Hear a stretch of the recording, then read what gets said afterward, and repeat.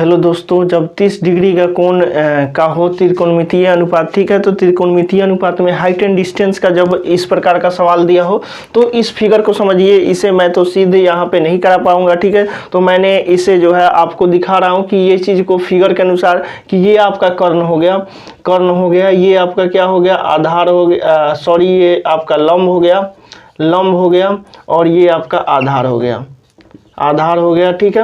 अभी इस क्वेश्चन को समझिए और 2 मिनट में आंसर पाइए। देखिए कह रहा है यदि एक वृक्ष की ऊंचाई क्या होगी जिसका आधार 60 मीटर की दूरी से देखने पर चोटी का उन्नयन कोण जो है 30 डिग्री का बनता है। एगो पेड़ था तो एक व्यक्ति यहाँ से दिख रहा है, कह रहा है कि एगो व्यक्ति 60 मीटर के दूरी से दिख रहा है, 60 मीटर की व्यक्ति से दूरी से दिखता है तो उसका उन्नयन कोण जो होता है वो कितना का बन रहा है, वो जो बन रहा है 30 डिग्री का बन रहा है। 60 मीटर दूरी से एगो वृक्ष की ओर दिख रहा है, तो इस चीज को समझिए। तो ये आपका क्या हो जाएगा, ये हो जाएगा आपका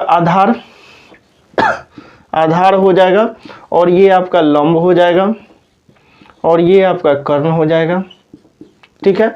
इस चीज को समझ लीजिए। तो ये चीज हो गया कि एक वृक्ष की ऊंचाई क्या होगी जिसका आधार 60 मीटर दूरी से देखने पर आधार कि 60 मीटर दूरी से देखने पर चोटी का उन्नयन कोण जो है 30 डिग्री का बनता है। तो यहाँ से जो देखता है एक व्यक्ति तो यहाँ देखता है तो उसका 30 डिग्री का कोण बनता है। अब देखिए यहाँ आधार के बराबर कर दीजिए, तो यहाँ से हम आधार निकाल लेंगे। आधार का मान x का मान निकाल लीजिए, तो √3/2 x बराबर निकल के चलाएगा 60 के बराबर कर देते हैं। तो यहाँ से एक x बराबर जो निकल जाएगा 60 गुने 2/√3 पूछा हुआ है, ठीक है। तो x का मान 60 गुने 2√3 आ गया x का मान। अब हमसे पूछा हुआ है, हमसे यही चीज पूछा हुआ है कि वृक्ष की ऊंचाई, हमसे ऊंचाई पूछा गया तो लंब पूछा गया, तो लंब के जगह पर x का मान x के जगह पर हम रख देंगे। अब आपका लंब निकल के सीधा चला आएगा, वो 1/2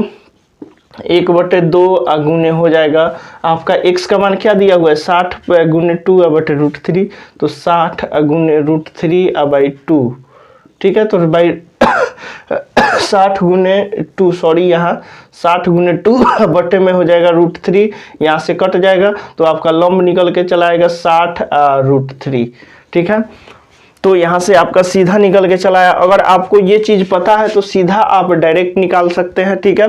आप समझ लीजिए कि लंब के लिए 1/2x और ये √3/2x, जिसके लिए जो हो उसको हम बराबर करेंगे। जैसे लंब के लिए लंब को बराबर करेंगे, अगर लंब दिया रहता है तो लंब के बराबर करते हैं और x का मान निकालते हैं, और अगर x कर्ण दिया होता तो कर्ण वही रह जाता। तो इस चीज को समझ लीजिए कि ये अगर आपको याद है तो 30 डिग्री का जो भी क्वेश्चन मिले आप आसानी से निकाल सकते हैं। इसको समझ गए होंगे, और हमारे वीडियो को जो है ज़्यादा से ज़्यादा शेयर करें और मेरे चैनल को सब्सक्राइब करें और फेसबुक पर भी फॉलो ज़रूर करें, ठीक है। तो इस चीज़ को समझ लीजिए।